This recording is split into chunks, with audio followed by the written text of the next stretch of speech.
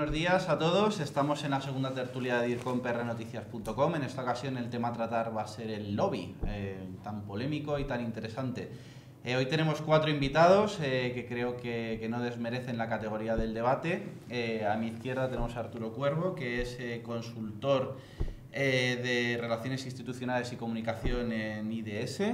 A su lado tenemos a José Pinto, que es un lobbyista consumado y experto en el área del tabaco, un sector pues también bastante interesante. A mi derecha tenemos a Piluca, directora de comunicación Piluca Núñez del Foro de la Industria Nuclear. Y pues en el otro extremo tenemos a José Ramón Caso, que es consejero delegado de Ketchum Lenzing. Bienvenidos a todos. Para ir embarcando un poco el debate, podríamos definir un poco qué es ser un lobbyista, ¿no? Piluca, coméntanos. Bueno, para nosotros un lobbyista es cualquier persona que se dedica a influir para que se tome una decisión acertada en su propio sector o para su propia empresa. En realidad es el que hace una acción de comunicación con el objetivo de influir en positivo para la toma de una decisión concreta. Correcto. ¿Queréis añadir alguna cosa más o nos quedamos con la definición de Piluca? Sí, está muy... Bueno, el lobby clásicamente se concibe como una acción de cualquier grupo de interés, sea una empresa, sea una asociación, sea una ONG, sea una propia institución política, que básicamente quiere transmitir sus preocupaciones inicialmente al legislador, que es como se concibió esto, como inició tanto en Estados Unidos como en el Reino Unido. Luego se ha ido extendiendo y es donde probablemente ha ido tomando los carices más negativos cuando se ha intentado un proceso de intento de influir en tomas de decisiones del Ejecutivo. Una cosa es transmitir información al legislador cuando está haciendo una ley para que tenga bien todos los intereses en juego, porque en definitiva legislar es arbitrar entre intereses distintos. Y otra cosa es lo que muchas veces la opinión popular tiene, que es intentar conseguir que alguien tome una decisión injusta, por ejemplo, a la hora de adjudicar un concurso, etcétera, etcétera. Eso no es lobby, eso es corrupción, eso es tráfico de influencias. A mí me parece que hay diferencia entre el lobby y el lobista. Y él ha preguntado por el lobista. El lobby lo has explicado perfectamente y el lobista es la persona que ejerce esa presión, vamos a llamarla. Y esa presión se puede aplicar o bien desde una organización, desde una asociación, bien desde una empresa especializada, bien individualmente. Yo creo que es importante marcar los matices entre el lobbying y el lobbyista. Y de cualquier forma, yo creo que esa connotación negativa a lo mejor todavía la tenemos en países como España, pero en países anglosajones y por supuesto en muchos otros países de la Unión Europea, hacer lobby es positivo, puesto que es legítimo defender tus propios intereses y expresarlos siempre dentro de la objetividad y de la transparencia. Y desde luego no se aplica el soborno, la corrupción, que nada tiene que ver con el lobby. Pero yo creo que es muy legítimo defender tus propios intereses, sobre todo porque tu empresa se queda y normalmente el político es temporal, ¿no? Tú permaneces, tu empresa y tus intereses permanecen y lo que quieres es informar de una forma legítima al político que no tiene por qué saber en profundidad de tu tema y lo que quieres es que conozca más en profundidad para que tome mejores decisiones. Lo quería también apoyar en ese sentido, que el Parlamento británico ya reconoce la importancia del lobista en ese sentido, porque como un proceso, el lobby como un proceso absolutamente importante en el proceso democrático, dentro de la transparencia y la legitimidad del proceso democrático. Es importante, como también se ha comentado aquí, que el legislador, a la hora de legislar, necesita datos y no hay nadie mejor que ofrecerle esos datos que el lobista. Datos o impactos también que puede tener, porque es importante, al fin y al cabo, cuando se hace una ley, asegurarse de que más o menos se tienen en cuenta todos los intereses. Y yo creo que ha ocurrido desde el principio de los tiempos. Antes era la audiencia con el rey, donde cada uno iba por un tema que le afectaba, y hoy en día pues es el lobista, que es algo absolutamente legítimo. Es cierto que tiene mala prensa todavía un poco en nuestro país, pero que en otros países, sobre todo la cultura anglosajona, está completamente legitimado dentro del proceso democrático. En la cultura popular hay, y yo creo que viene también de la cultura popular que hay sobre la política, es decir, hay esa cultura popular, sobre todo en los países latinos, ¿no?, de que el poderoso influye en el poder, en el ejecutivo o en el legislador, y los menos poderosos no influyen. Y por tanto, hay ahí esos matices de connivencia, de cosa rara, y por tanto, cuando una empresa se abre, que una empresa o un grupo de empresas o una asociación empresarial hace lobby, se piensa que está viendo cosas turbias. Sin embargo, si se dice que un sindicato saca 100.000 personas a la calle, eso está haciendo lobby, está haciendo una presión sobre el poder legislativo y sobre el ejecutivo, y a todo el mundo le parece correcto. O cuando Greenpeace asalta un barco para evitar una pesca de la ballena, etcétera, etcétera, está haciendo lobby, está haciendo presión, intentando influir que se tomen medidas determinadas. Datos curiosos, por ejemplo, si se ve el registro de lobistas que hay en Estados Unidos ante el Senado norteamericano o en la Unión Europea, se ve que, por ejemplo, en el Senado norteamericano hay grupos de lobby que son las iglesias. Las iglesias están registradas como lobistas, muchas iglesias. Por supuesto, el mayor número probablemente de lobistas, uno de los mayores contingentes haciendo sectorialmente ante Bruselas, son las ONGs, que están defendiendo intereses de determinados grupos de personas que piensan que hay que modificar determinadas cosas. Me da igual que sea el maltrato de los animales, que sea modificar o combatir los cultivos transgénicos, mil cosas, mil grupos de intereses que defienden determinadas cosas. En esa pelea en que todo el mundo intenta influir en el poder legislativo y en su caso en el ejecutivo, el que no actúa pues sale mal parado. Porque otros, es decir, eso es lo que siempre se dice, es decir, si tú no intentas transmitir tus posiciones, otros lo harán contra ti, porque siempre la vida, la organización social, básicamente es arbitrar conflictos de intereses. Enganchando con lo que dices, es verdad que los lobbies en España, los que se conocen por lo menos, son lobbies sociales, son los que salen a la calle, los que están en los medios de comunicación todos los días. ¿Cuántas actividades de lobby existen que no llegan a conocerse? Porque solo actúan en el ámbito legislativo, porque solamente van a ver a los diputados para tratar de convencerles de que cambien una ley o de que apuesten por determinada política. Yo creo que en España el mejor ejemplo de que en España no entendemos bien esto del lobby es que ni siquiera hemos encontrado una palabra castellana para traducirlo. Claro. Eso me gustaría incidir también en eso, porque también hay cierta polémica sobre cómo lo debemos llamar, ¿no? Porque al final relaciones institucionales, public affairs, asuntos públicos, el lobby, al final son muchos términos para terminar definiendo una misma actividad. ¿Vosotros con cuál os quedáis? A mí me gusta lobista. La verdad es que me gusta, me parece que es sencillo, que se simplifica la actividad y se conoce claramente a qué te dedicas. Otra cosa es que el personal que trabaja para lobby esté enmarcado dentro del Departamento de Relaciones Institucionales o dentro del Departamento de Comunicación. Tampoco tiene por qué estar ahí, puede estar aparte. Pero a mí la palabra lobista me gusta, es decir, de hecho, cuando, por ejemplo, en el Foro Nuclear, que nos dedicamos a esto, a hacer lobby, como entenderéis, cuando los periodistas nos sacan alguna vez, como una forma así peyorativa, el lobby nuclear, digo, bueno, claro, el lobby nuclear, es así, a lo que nos dedicamos. A mí me gusta la palabra lobby y es como yo defino nuestra actividad.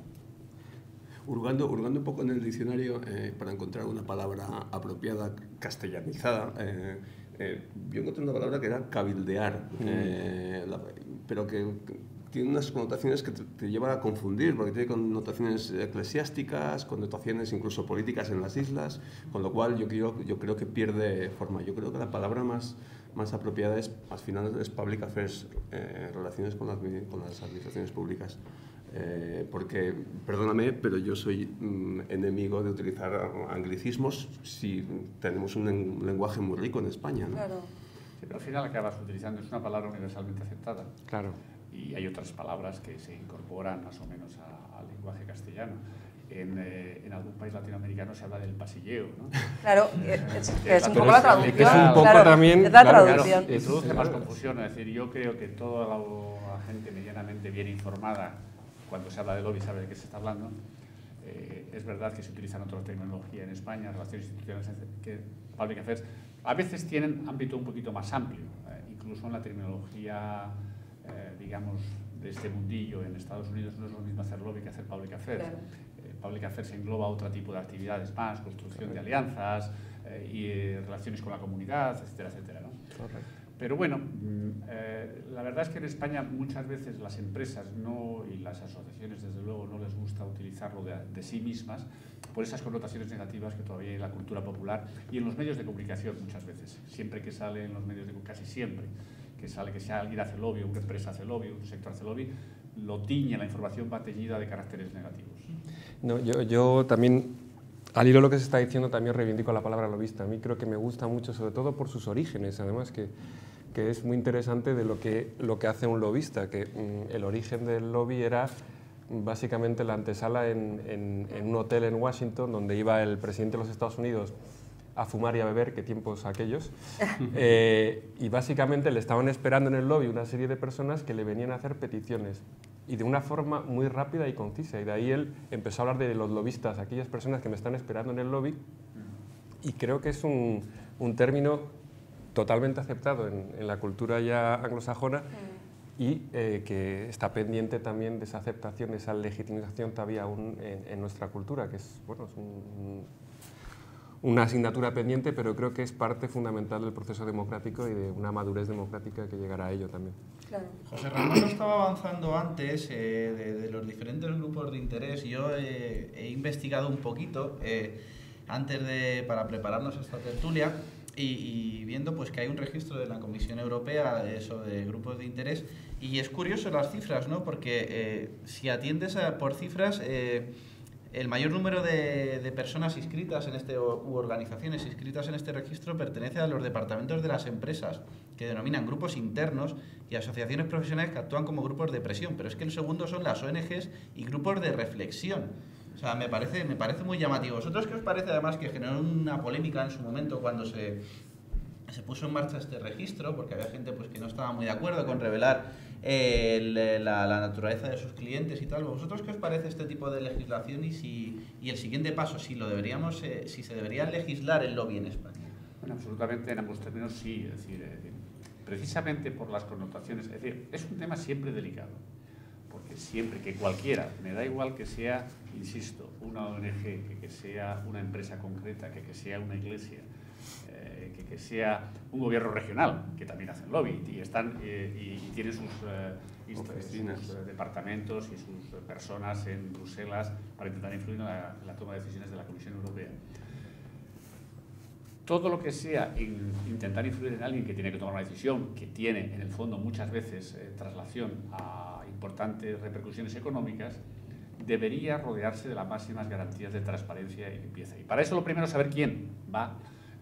El máximo extremo de transparencia se da en Estados Unidos, en que todos los años cualquiera que quiera acceder a un diputado, a un senador o a un departamento, de lo que allí son los ministerios, los departamentos, tiene que decir qué personas en su empresa se dedican a esa actividad, a qué diputados o a qué senadores quiere ver, cuánto le paga la empresa o su organización por desarrollar esas actividades. Es decir, para saber exactamente qué recursos están dedicando, saber a quién se ha visto y, si al caso hay alguien que hace una investigación sobre ese diputado o senador, ver si ha tenido incrementos patrimoniales no justificados, y entonces poder saber de dónde vienen. Claro, eso me parece absolutamente esencial para que haya tranquilidad en la opinión pública de que, en definitiva, lo que se está haciendo es trasladar información y argumentos para mejorar el proceso de toma de decisiones, y eso es un perfeccionamiento de la democracia.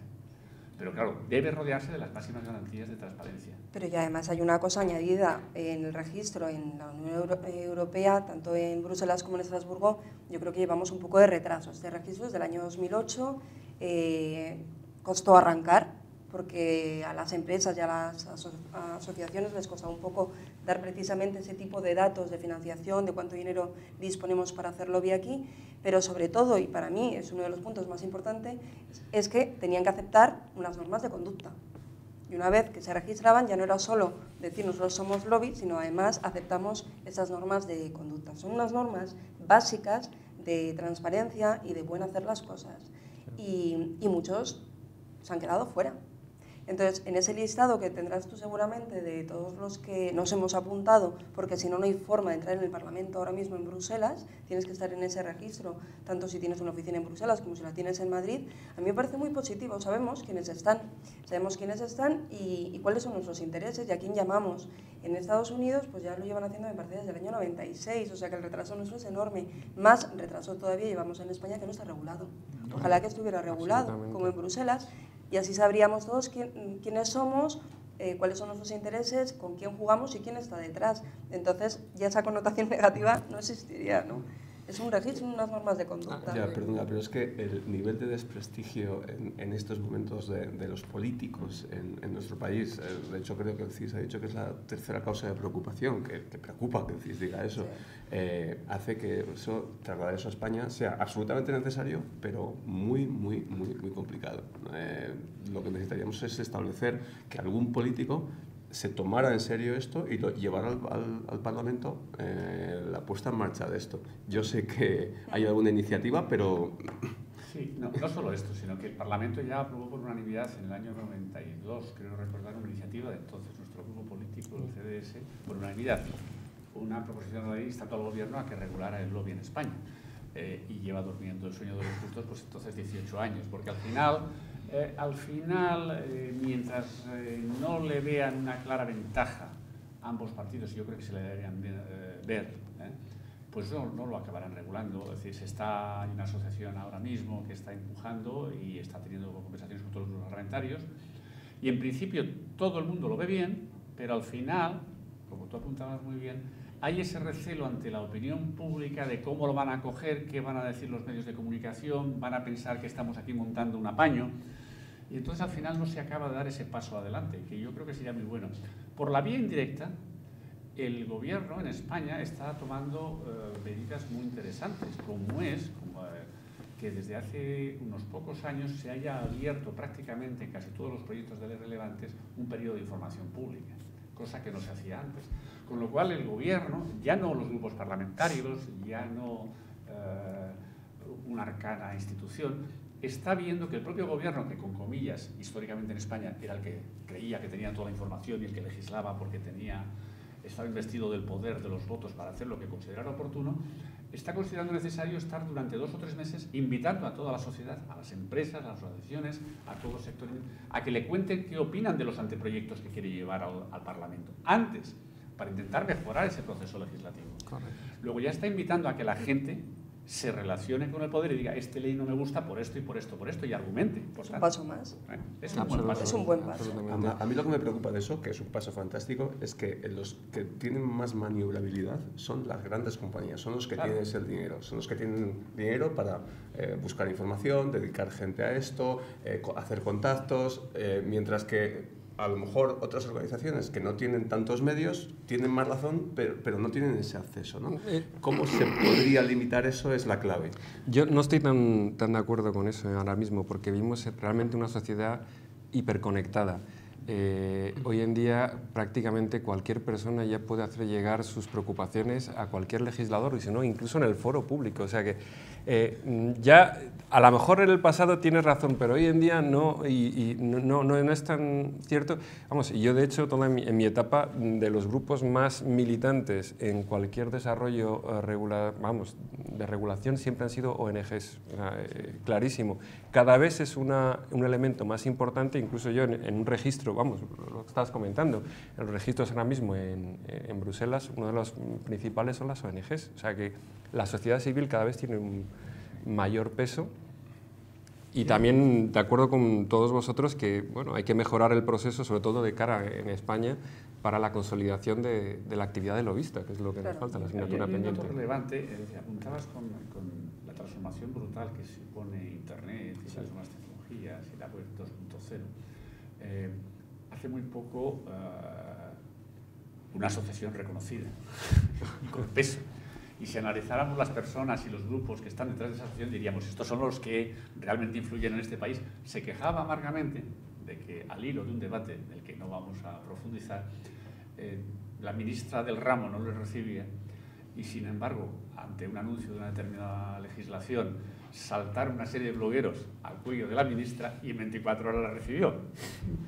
Por tanto, esos equilibrios de poder están cambiando. Es decir, primero hay que tener argumentos y hay que tener razones y luego tener capacidad de convencer a la sociedad o a los poderes públicos de que hay razones importantes a tener en consideración. No voy ahora a decir que siempre el que más grite es el que hay que hacerle caso, pero hasta las voces que antes estaban más o menos ocultas se hacen ver. Es decir, ahí estamos en un mundo en que la información fluye a una velocidad de vértigo, hay multitud de plataformas mucho más económicas, ahora no hay que ser dueño del periódico local para hacerse oír, como podía ser hace 200 años, y por tanto todo el mundo puede hacerse oír. Otra cosa es que haya mucha gente que le da pereza, o que hay mucha gente que dice, mira, yo fuera de este mundo esto no lo conozco, que eso sí pasa mucho en la sociedad española y en empresas todavía relativamente importantes. Hace poco hicimos unos estudios en profundidad con algunos de los portavoces relevantes, no solo del Parlamento Español, Congreso y Senado, sino de alguna comunidad autónoma, de las más relevantes, y de nivel consejero o secretario de Estado, a preguntarles cómo veían, cómo se relacionaban con las empresas, y la queja más notable era que todavía había empresas y sectores relevantes que no venían a contarles sus problemas. Y por tanto, el político, cada día más el político consciente, está ansioso de tener la mejor información porque el mundo va a una velocidad de vértigo. En un determinado ministerio conozco un subdirector general que probablemente sea la persona que más sabe de lo suyo en España. Bueno, cada vez que tienen que hacer una legislación importante, si alguna compañía internacional relevante que tiene información mejor de lo que está pasando en 2 o 3 países punteros se acerca y le cuenta, oye, y esto lo he sido testigo, lo agradece enormemente, porque le están dando información de primera mano que le permite a él estar todavía más cualificado. Este proceso, hay muchas empresas que tienen conocimiento y todavía no les da pudor ponerlo a disposición de los poderes públicos. Yo estoy de acuerdo. El político es absolutamente agradecido en cuanto le das una información que a él le va a servir en su trabajo. Para eso yo creo que los que nos dedicamos a sectores un poco más técnicos tenemos que hacer una labor casi didáctica, intentar que se nos entienda, cuando a veces, pues, por ejemplo en nuestro caso, hablar de reactores pues no es lo más fácil del mundo, pero sí que hay que intentar que se nos entienda para poder transmitir una información, dejarnos de documentos, como todos hemos hecho, seguro, gordos, enormes y difíciles de entender, pasarles información de actualidad, pasarles una documentación que casi se puedan ver según van hacia su casa, en el coche, en 5 minutos en la oficina, o tener páginas web actualizadas con información interesante para ellos, no contarles tostones.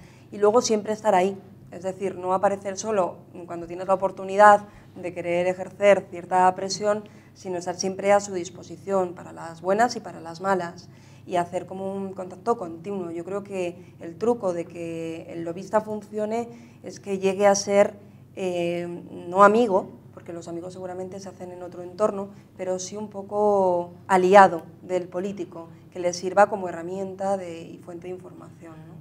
Estoy de acuerdo, pero no sé si coincidiréis conmigo en que cuando haces consultoría para empresas hay algunos sectores en los que estás absolutamente asumido de que el lobby existe y que hay que hacerlo, pero hay otro tipo de empresas, otros sectores donde ven al político como una especie de bicho raro que está en un altar y que es dificilísimo acceder a él, ¿no? Y tú planteas cualquier tipo de iniciativa y te dicen, cuidado, espera, tal. O sea, yo creo que todavía hay una especie de mitificación de la figura de los legisladores, de los políticos, que habría que romper para que más empresas cada vez se dediquen más a esto con más ganas y energía. Tienes toda la razón, pero yo creo que eso, por el entorno cambiante en el que nos movemos, pues va a cambiar a una velocidad absolutamente de vértigo, porque antes los políticos solamente se dedicaban a regular pues, ciertos sectores empresariales en concreto, el tabaco, la energía nuclear, farmacéuticas, pero hoy en día lo estamos viendo en toda la industria financiera, donde la demanda es abrumadora de la regulación, y estamos viviendo cosas realmente sorprendentes, donde consejeros delegados de empresas que están dando dinero están renunciando voluntariamente a bonos, una cosa absolutamente sorprendente por el impacto mediático que eso puede tener y para intentar mitigar una posible regulación que les está llegando. Prácticamente poco a poco, y eso es una de las cosas por la cual el papel del lobista cada vez va a ser más prioritario en las empresas, el entorno regulador va a ser una componente cada vez más importante de cualquier actividad empresarial. O sea, yo si tuviera que dar un consejo a cualquier director general que me pueda estar escuchando es ponga un lobista en su vida, porque honestamente, y nosotros lo hemos vivido muy de cerca en la industria del tabaco, una regulación, el tema con las regulaciones es que tiene el peligro de que no sea neutra a nivel competitivo, y es muy peligroso de cómo se desarrolla una regulación para asegurarte de que no te dejan fuera de juego con un entorno legislativo ante el cual no puedes luchar. Por eso ponga usted un lobista en la vida, además que es muy bueno, y aquí vuelvo a reivindicar el papel del lobista. Maquiavelo dijo que hay dos cosas en las cuales se sustentan los estados. Una, los buenos ejércitos, pero otra, sobre todo, las buenas leyes. Y en las buenas leyes es donde está el papel del lobista y cada vez es más relevante. Había el gran gurú del management, Peter Drucker, hace ya años en el Harvard Business Review, en el entorno del primer Bush, por tanto, en un momento de una corriente en Estados Unidos de más desregulación, escribió un artículo muy relevante en que decía a todos los empresarios: pierdan ustedes la esperanza. O sea, esto no es verdad. La tendencia inevitable es a mayor regulación. Y él decía, cada vez que en un pequeño municipio se elige un concejal, ya piensa qué puedo hacer yo, si cambiar las farolas, poner una ordenanza para no sé qué, para no sé cuántos, de manera que me lo agradezcan mis vecinos, es decir, ordenar más las cosas. Por lo tanto, la tendencia de los poderes públicos, elección tras elección, los que entran, es a ver qué regulo, con la mejor intención, a ver qué regulo o qué desregulo a veces, que en la desregulación también puede haber ventajas y castigo para determinados sectores. O sea, como se ha visto recientemente, que todo el mundo empieza a achacar nuestros males de los 2 últimos años a la desregulación que se hizo en su momento del sistema financiero norteamericano. Bueno, será una causa parcial, pero también está.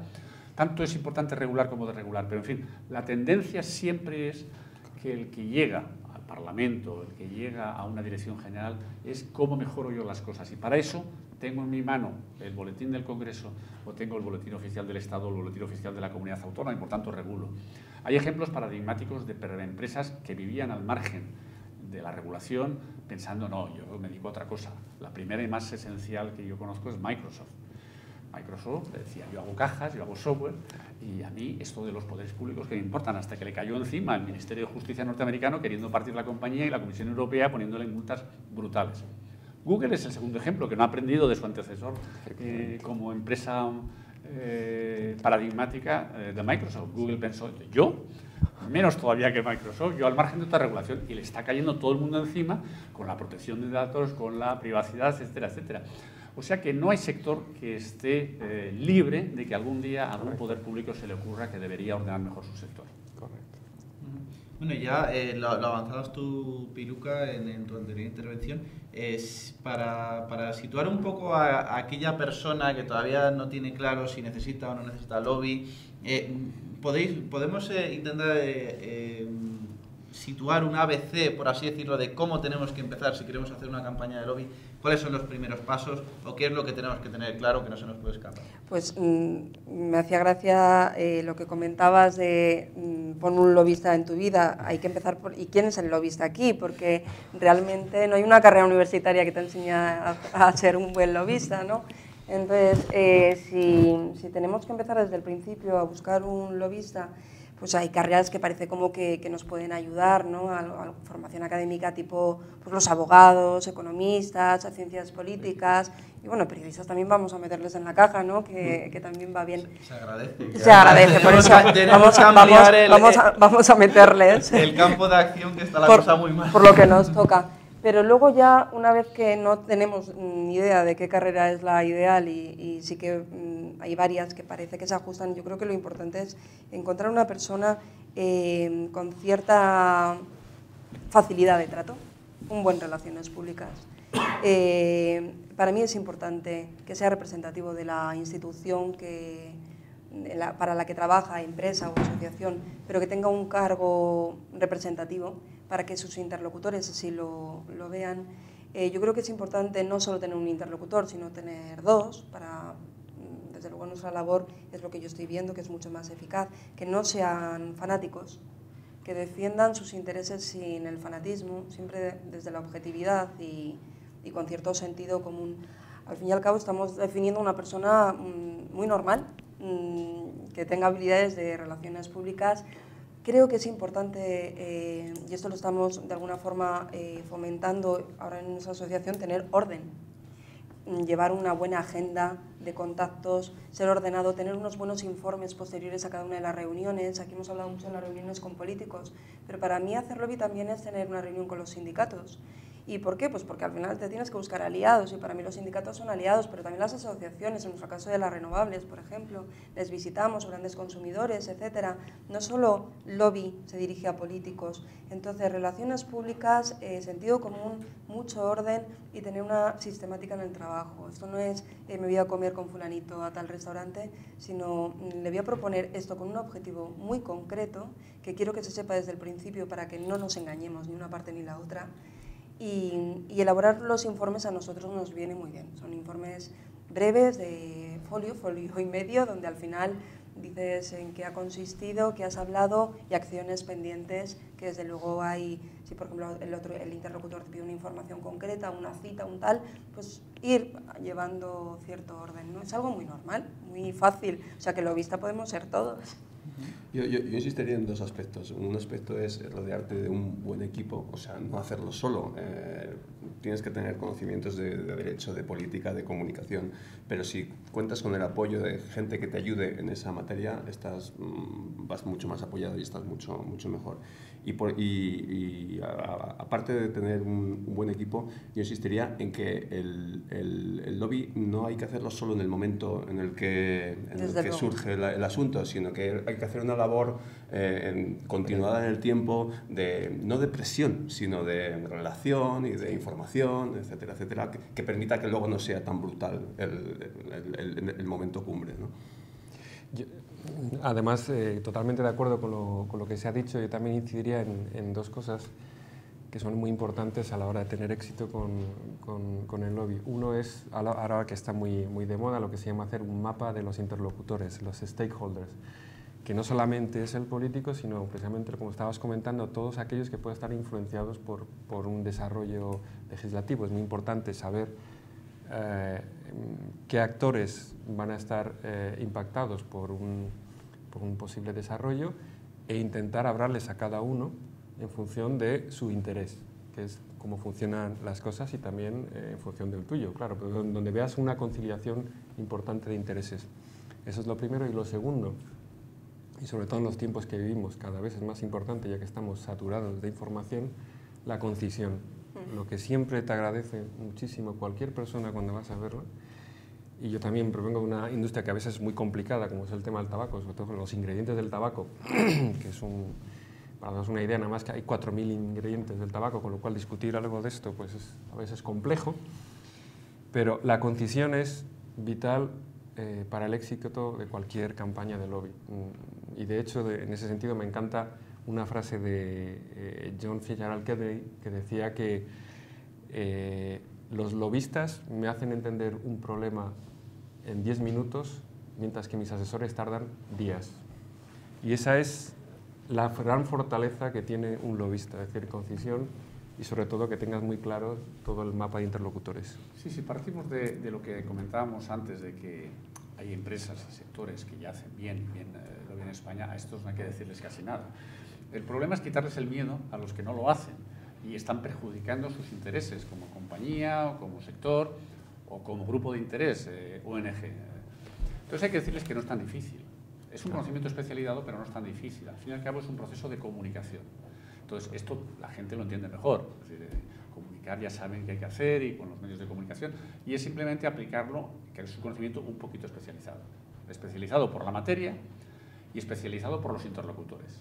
Y entonces hay que ver cómo adaptarse a sus interlocutores. Uno de los procesos que más falla probablemente en muchas de estas empresas que lo necesitan es el proceso de recogida de información, de intelligence, de estar al día.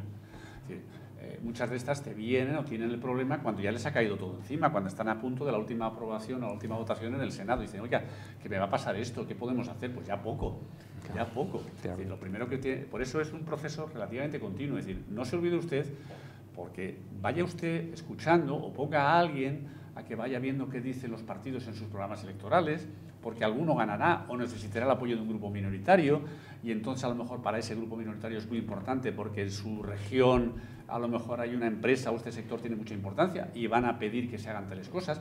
Adelántese usted, vea por dónde vienen los problemas, elabore documentos buenos, breves, concisos, en el lenguaje que lo puedan interesar, proponga cosas interesantes, y entonces, a partir de todo ese trabajo previo, digamos, de oficina, de coger información, trabajar tu posición, conseguir aliados, entonces ya sí se acerca a usted e intenta convencer a los interlocutores políticos de sus razones.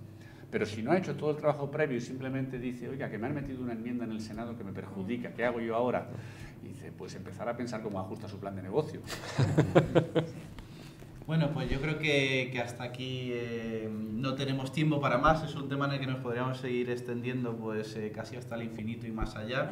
Yo creo que las principales conclusiones que debemos extraer es que el lobby es un gran desconocido para todavía muchas corporaciones y muchos sectores, que es una gran oportunidad para poder empezar para poder empezar a sacar, a crear una industria, ¿no? que pueda ser de profesionales especializados, que se necesita una regulación y la verdad es que ha sido un placer pues compartir esta mañana con vosotros, Arturo, José, Luca, José Ramón, y nada, a nuestros espectadores decirles que van a poder disfrutar de esta tertulia, así como todo el resto de tertulias que estamos organizando prnoticias.com y DIRCOM, pues en las respectivas webs tanto de la asociación como de la empresa. Pues ha sido un placer. Hasta la próxima.